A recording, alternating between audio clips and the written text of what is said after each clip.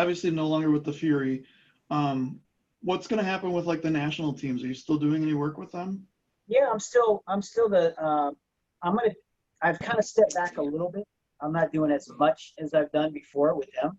I really am diving all in on this, the alumni, and really trying to get it off the ground as quickly as possible. So that way, come next season of MASL, whether it's in December or January or whenever that happens, that we can have some programs in place already, and I can help support promoting, the games that are going on, but then also exposing our alumni there. But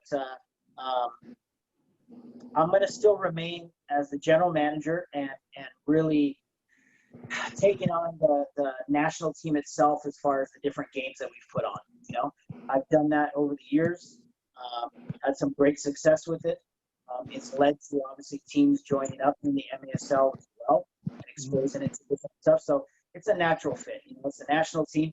Although it's World Mini Football and we play a little version of the mini football outdoors as well, 6-a-side without the walls. I'm concentrating on exhibition games again, when all of this goes away and we're able to do it again and expose the game to certain markets, just like we've done before. We've sold out 3 years in a row at Boise, Idaho, and it's a great market. It'd be a great travel partner for the Tacoma Stars. It'd be a great, addition to our league.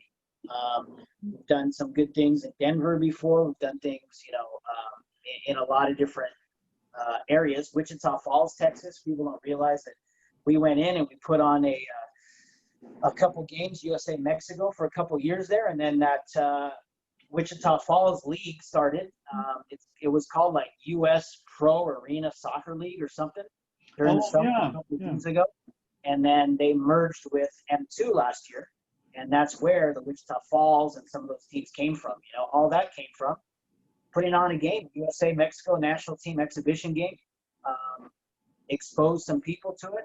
There was a wealthy businesswoman that was sitting in the crowd going, I think this will work, and put her money where her mouth is. And here we go. We got a couple new M2 teams out of it, and hopefully down the road can turn into an MASL team. So yes, I'll still help out with that. Obviously, it's not a main focus right now. Main focus is the alumni and doing some cool things with that. And then when all this blows over, hopefully next year, we'll get back to some national team stuff. We're actually getting ready, or we should have been getting ready to play in the World Cup, again in football. And I think there's going to be, if it hasn't been announced yet, but I know it's coming in 2022, the Arena Soccer World Cup is coming back again, finally. I don't want to ruin the surprise of where it's going to be and all that good stuff, but it's going to be exciting. Let's get through this pandemic in 2020 and never see it again. Move forward, keep building our arena soccer base, and the World Cup in 2022 should be super exciting. The last one was what, 2015, wasn't it? 2015 was the indoor soccer version. That was one of the coolest things I've ever seen. Yeah, that was overall all the different games and Yep, it was interesting. Obviously we held a couple games in Ontario. San Diego held a couple first round, but there were games all over the United States, Rochester and Detroit and Dallas, and it was pretty cool. It was pretty cool. So this version, I think since then, we had the 2017 World Cup in Tunisia. That was the mini football. It was an arena soccer. 2019, obviously, we just came back from Australia. We didn't have the arena soccer again. And really, the hard part, it's back to who you're going to play. Mexico, U.S., and Canada are really the top 3 countries that play arena soccer, indoor soccer, right? Yeah. Czechoslovakia, or Czech Republic, I should say. They don't play indoor soccer traditionally, but it was kind of, we're growing the game in other parts of the world as well, And here in the MASL, how many Brazilian players do we have? And we formed a Brazilian team off of just MASL players, and they competed in the World Cup and did really well. Even this last one, they lost in the, they lost in the final to Mexico. Yeah. In the World Mini Football in Australia. And we're sitting up there and looking down on the field, and we're like, Mexico has 13 out of 15 players that are in the MASL, and Brazil has like 11 out of 15. Right. All in the MASL.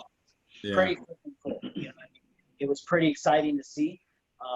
Wish there was more buy-in from the MASL, to be honest with you. That's all the players individually doing that, one or two owners, but you know, that's to each their own. They're not backing it, supporting it. That's fine. I think it would just benefit them and help them out that we have a federation that's set up already. We've done all the work. We've got 100+ countries that are involved. Just be a part of it and help out. So, but that's a whole nother conversation. I actually was gonna ask that.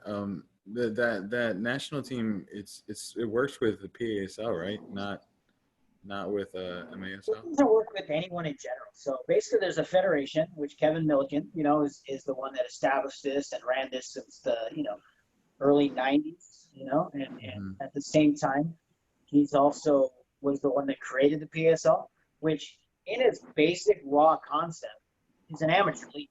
That's all it is. I mean, it's playing in those 6,000 training facilities that I talked about. That's where you play. That's what it's all about. You know, an M2 or M3, if you will. You know, so he's really the one that established it. I've jumped on board over the last, since 2015-ish. Well, backtrack to 2008. I was the first national team coach, and I helped start the national team program. And then got out of it for a few years, and then came back and revived it over the last 5 or 6 years. But it doesn't work with anyone in particular. The national team is, supposedly supposed to be the best arena soccer players in the United States should be playing. Unfortunately, it doesn't always happen that way. And there's a couple different reasons. One, if we're on an exhibition tour and we're playing in different parts of the country, primarily the West Coast, I know that. We've been doing a lot of games on the West and in the Midwest. We haven't really hit up the East Coast as much as we'd like to, but there's other powers that affect that. Some other MASL owners or other owners involved that don't want nothing to do with it, so they keep us on the West Coast, unfortunately. So that's that side of it. The other side of it is if we're on an exhibition tour, like I was saying, and we're really basically promoting the game, it's a tour to raise money for Mexico and USA, which has been over the last couple of years, to get to Tunisia or to go to Australia, because it doesn't just cost $100 round trip per person. We're there for 3 weeks and in hotels and flights and meals. I mean, it's a big expense. So USA and Mexico has been raising money to go there, and that's why we put on exhibition games. You look at both of those rosters, and we use a lot of players that are more regional geographically in those areas. So a lot of, get a lot of stick for going, well, these aren't the best players in the United States. Yeah, I know. And I've said that. I know. I get it. The World Cup, we want to take the best team possible and all the best players. Unfortunately, some of the players, teams that they're with at the time don't want them to go. And I can't blame them. They don't want them to get hurt. They don't, you know what I mean? They've got the MASL season to worry about. It's exposing the sport at the end of the day. If everyone was on the same page and realized if we're playing in Wichita Falls, Texas, and we have 5 local players from that area playing, well, it's pretty cool now that there's 5 of those guys playing in M2 on the Wichita Falls team. People don't realize that, though. It's back to what you said, Gio. Developing the future generations, Right. We could keep going into every city with the top USA team and all the best players, an all-star team, if you will, of the best US players.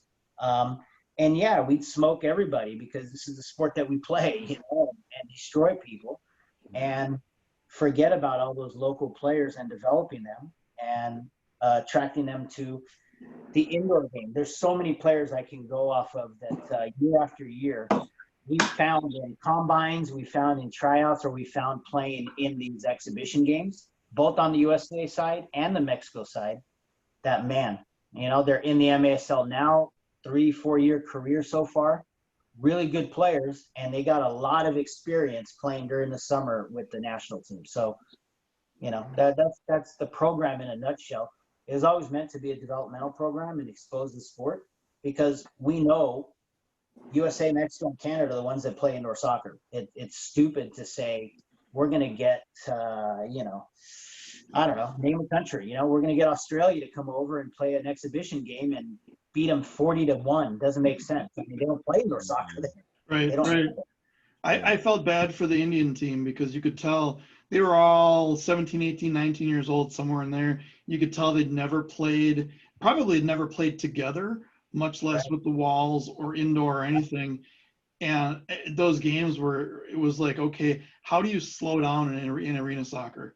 You can't. And I think we've seen that year after year where, the fans, kind of the old school fans, oh, you're running up the score, you can't do that. And it's like, what are you going to do? Are you just going to sit down? Is everyone just going to hang along on the wall and talk for the last 15 minutes of the game? Or, you just got to go in there and play, and you can pass around as much as you want, but eventually you got to take a shift and you got to move the ball, and somebody's going to, their pro players are going to do something. Yeah. And back in the World Cup, a team like India, they got shelled, unfortunately for them. But they still had smiles on their faces, and they were thanking us for the experience. They loved it. And some of those guys, I know the president of the Indian Federation and some of the people that came over, their delegation, were like, this sport is the coolest thing in the world. It sounds back to what I said at the beginning, exposing new people. And they're like, we're going to bring this back to India. We need to have indoor soccer in India. That's only better for us in a sport worldwide, because the top league, where's it always going to be? It's going to be here in the U.S. We're going to have it. So it exposed an international crowd. So, but there were some teams that did really well. Romania was freaking legit. Those guys were good players. Czech Republic were really good. Obviously, the Brazils and the Mexicos, with a lot of the MASL guys in there, were really good. But remember, there's a lot of these countries that do play futsal, So the indoor soccer, the transition wasn't that tough. A little bit bigger of a field, obviously, and the ball never goes out of bounds. Don't ever underestimate that. That's actually a big change for futsal players. But there were some teams that were really good, some good players, and a lot of those guys have played in the World Cup in other countries, man. This has been In the Box. Make sure you're subscribed and you hit that bell icon so you can follow along as we put out new clips of our live show. And if you want to catch our live show, make sure you head over to our Facebook group page. We have a Friday night live show every Friday, 8:30 Central Time, 9:30 Eastern Time. Now, we'll be there unless something happens. Get up, everybody get up, everybody get up, everybody get down, everybody get up, everybody get up, everybody.